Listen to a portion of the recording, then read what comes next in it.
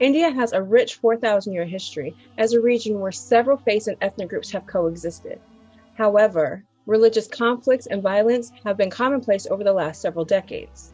We will explore the root of the hostility and the discord between Hindus and Muslims on the Indian subcontinent today on the Cruise Line.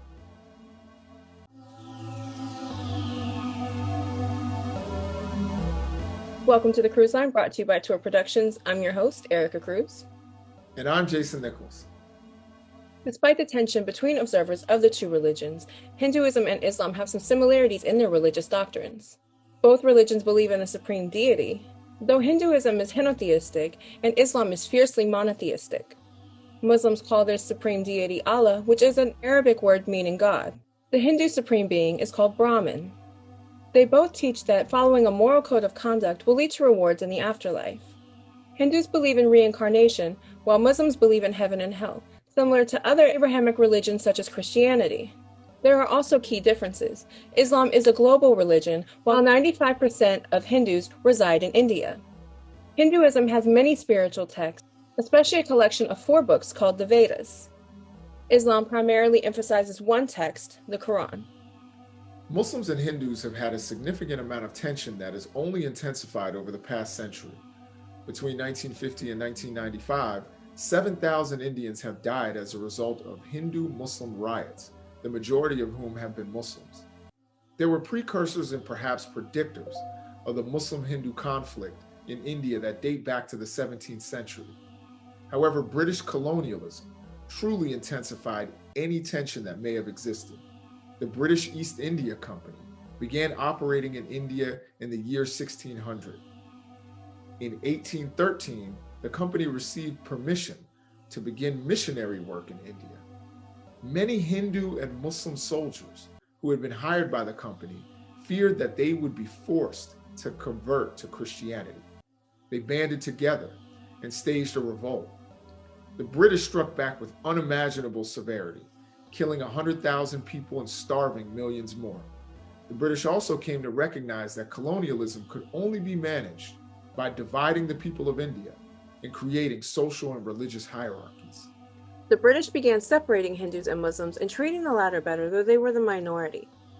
The Hindu majority began to resent the Muslims. After the movement for independence led to the departure of the British, in 1947, India was partitioned, with its western section becoming a new Muslim country called Pakistan. 14.5 million people crossed the borders of the newly independent nations to find safety. There is still a territory that remains a dispute. Both India and Pakistan claim ownership over Kashmir, which also borders China.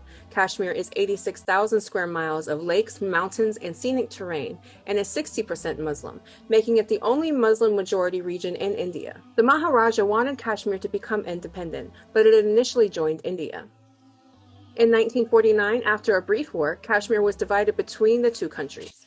Today, both India and Pakistan claim Kashmir in full, but it is recognized by the international community as split between Indian-administered Kashmir and Pakistan-administered Kashmir.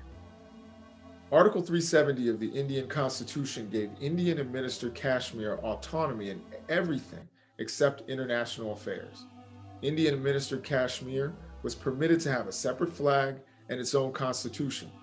However, once the Hindu nationalist BJP came to power, they planned to abolish Article 370 in 2019 and called it an internal matter since it did not affect current borders. Pakistan suspended trade with India in response and promised to exercise all options against the proposal. Both countries are militarily powerful and have nuclear weapons. Prime Minister Modi of India and Sharif of Pakistan seem to be headed in the right direction, but the two sides haven't engaged in peace talks since 2017. Current Pakistani Prime Minister Imran Khan has threatened to take India to international court over its recent reorganization of Indian-administered Kashmir. Even with all of the animosity built up over centuries and severely exacerbated by British colonialism, it is important to remember that there are places in India where Muslims and Hindus live side by side and in peace. That's all for us here on the Cruise Line. Be sure to hit like and subscribe below. Thank you for watching, and as always, stay safe and wear your mask.